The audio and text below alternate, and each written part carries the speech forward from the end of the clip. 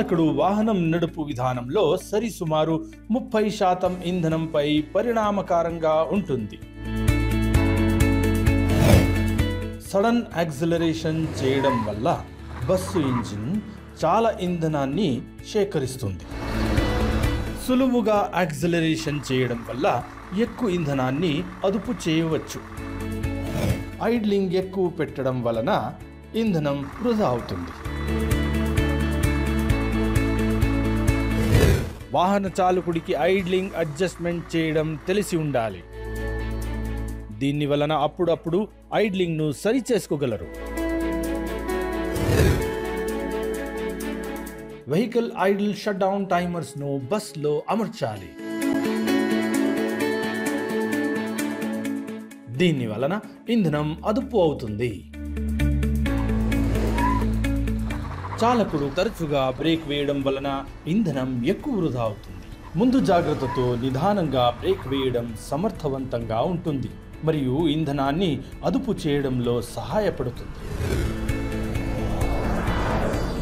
అతివేగ ప్రయాణం వలన బస్సు యొక్క ఇంజిన్ ఎక్కువ ఇంధనం సేకరిస్తుంది. దీని వలన ఇంజిన్ కూడా త్వరగా పాడవుతుంది. అతివేగం ప్రమాదానికి కూడా కారణమవుతుంది.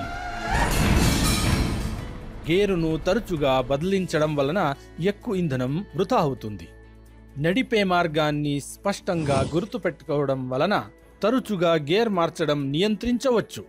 దీని వలన ఇంధనం ఆదా చేయవచ్చు.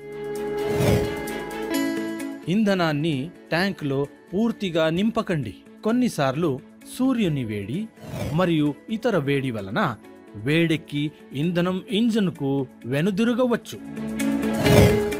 నిత్య నిర్వహణను విస్మరిస్తే మరియు వాహనాన్ని సరిగ్గా నిర్వహించకపోతే మీ వాహనం యొక్క మైలేజ్పై ప్రతికూల ప్రభావం పడుతుంది. మంచి నిత్య నిర్వహణ వలన మీ బస్సును ఎక్కువ సమర్థవంతమైన బస్సుగా చేయవచ్చు. దీర్ఘకాలం కొరకు రూపకల్పన చేసిన టైర్లను ఎంచుకోవడం ఉత్తమమైన నిర్ణయం. సామాన్యంగా బస్సు కఠినమైన రహదారిలో ప్రయాణించడం వలన రూపకల్పన చేసిన టైర్ వల్ల ఇంధనాన్ని అదుపు చేయవచ్చు. టైర్లో పూర్తిగా గాలిని నింపి ఉండాలి. తక్కువ మరియు ఎక్కువ గాలిని టైర్లలో నింపడం వలన ఇంధన సామర్థ్యం తగ్గుతుంది. సింథటిక్ లూబ్రికెంట్స్ ఉపయోగించడం వలన సరిసుమారు 1% ఇంధనాన్ని అదుపు చేయడంలో సహాయపడుతుంది. సున్నితమైన యాక్సిల్ మరియు ట్రాన్స్మిషన్లో మెరుగుపరచడానికి తోడ్పడుతుంది. సింథటిక్ లూబ్రికెంట్స్ ఖనిజ నూనె వలన తక్కువ పరిసర ఉష్ణోగ్రతతో మంచి ప్రసరణ కలిగి ఉంది మరియు ఈ ఉష్ణోగ్రతలో ఎక్కువ సమర్థవంతంగా ఉపయోగపడుతుంది. సరైన అలైన్మెంట్ లేనందువలన ఇంధనం వృధా అవుతుంది. సరైన వీల్ బ్యాలెన్సింగ్ మరియు అలైన్మెంట్ వలన టైర్ కోత తగ్గుతుంది మరియు 0.6% ఇంధనం అదుపు అవుతుంది.